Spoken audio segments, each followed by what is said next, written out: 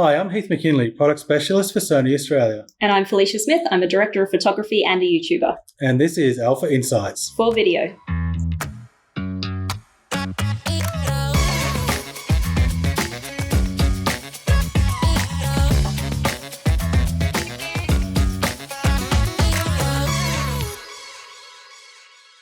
In this video, we're going to be talking about setting your camera up for video. And this is a dedicated video for absolute beginners. So if you've never shot video before and you're looking to start shooting with your Sony Alpha camera, this is the video for you. So Felicia, we're going to start with exposure mode. So what do you recommend people who are beginners use as their exposure mode for video? As a complete beginner, you're just picking up the camera for the first time. Shooting video, you probably want to do program auto because your camera is going to take care of everything for you. You don't really need to worry about anything and you can just shoot and have fun. Like you're saying, by using program auto, the camera does all the work for you. So that's changing the shutter speed and the aperture. Yeah. So what that does is give you correct exposure. And to tie in with that, I'd also add maybe using auto ISO. Yeah. So then that's your exposure triangle, what you often hear people talk about. So you've got shutter speed, aperture, and ISO. So having the camera take care of all three things means that, as you said, you can just go out and shoot and have fun. Yeah. All right. Next up, we're looking at the file format. This is where you will be able to set 4K or full HD. Do you have a preference, and what should a beginner really look for? A beginner really doesn't need much. If you're just getting out there and shooting for the first time, you can choose between 4K and HD depending on how much space you have on your memory or on your computer. But if you're really just wanting to share moments with people, maybe just go HD, maybe just go 1080 instead of 4K, because you don't really need that information that's there. Yeah, I guess by choosing full HD, you're also going to get more time to record as well, so you're not stuck having to go through lots of memory cards or anything like that either. Yeah, true. Next up was the recording settings. So this is your frame rate, which we talked about in the last video. Depending on if you're in PAL or NTSC region, you're going to have different frame rates available. Here in Australia, it's a PAL region, so we'll talk about that for this video.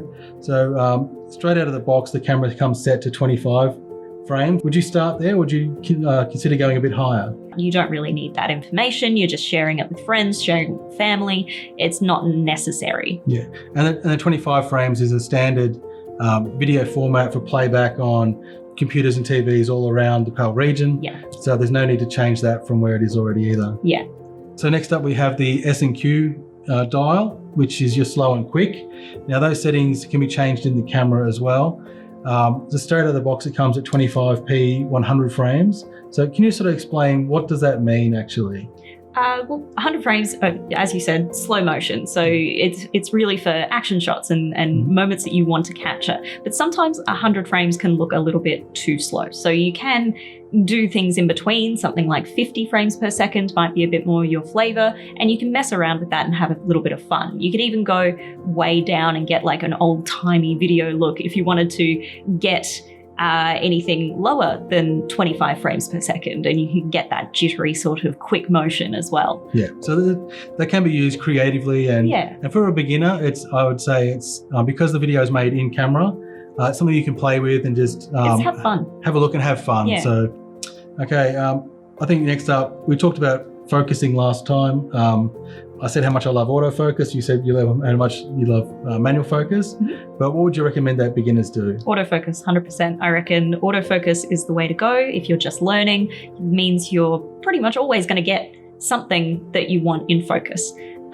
With the way that Sony's autofocus works, you are going to get everything in focus. So it's definitely going to work for you. Yeah, and it depends on which camera you have. I know we're lucky enough to have an Alpha 6600 and an Alpha 9 Mark II here, which both do eye autofocus in movie mode.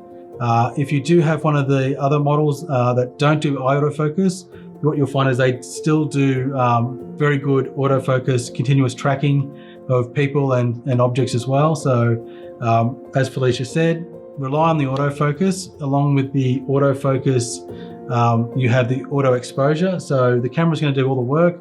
All you need to do is just get out there and have fun and really make some memories with these cameras. Yeah.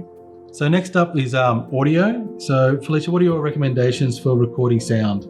I think when recording sound, it's not 100% necessary to know exactly what the camera's doing right now from a beginner's perspective, because the cameras have built-in mics anyway, so they're going to pick up audio. There are settings in the menu where you can adjust the levels, and that is very useful if you want to play around with that. That's totally up to you, but the camera will pick it up regardless. And Sony does make a whole range of microphones as well for their cameras.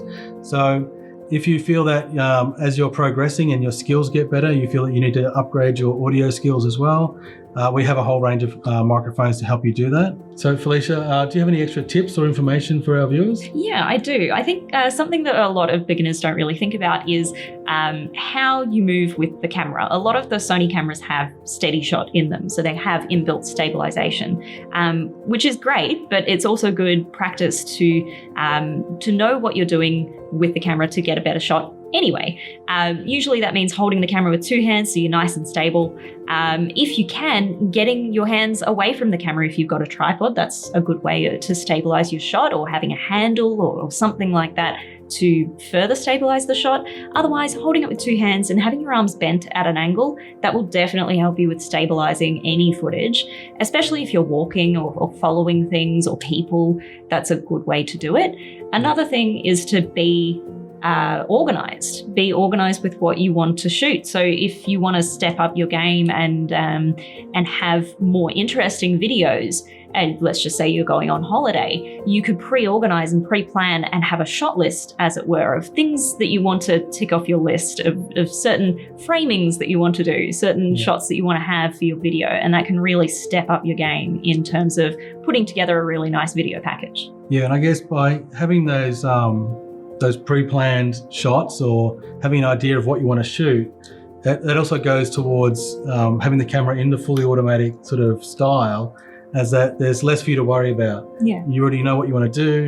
You don't have to worry about what the camera's doing. You just go out there and actually enjoy the process of making a video with the Sony cameras. And then I suppose at the end of that as well is if you've got the camera in complete auto mode and you're just playing around with it, but you've got your set list of ideas and something else pops up on the day and you see something that looks really great and you want to go and shoot that, you can quite easily. You can just quickly divert from the list that you've got and go and get that shot, and then you've got something extra. Yeah. And a last thing as well, having enough batteries and cards to make sure that you have that stuff on you ready to go in case you burn through a battery quicker than you expect and then you can't capture those moments, or you've got a camera with one SD slot and you've filled up a memory card already. You want to have a spare on you at all times so that you can capture those things. They're really good points. So hopefully the information in this video has been helpful to you, and you're now able to get out there and start shooting, having some fun, creating some memories, creating some really good content. We do have some more videos coming out that are designed more for advanced users in the future, so stick around for them. And if you like that video, remember to give it a thumbs up. If you want to keep up to date with what we're doing in this video series, remember to subscribe to the channel. If you have any ideas about what you want to learn personally as a beginner, something more advanced, whatever you like, leave a comment down below and let us know. And we'll see you next time.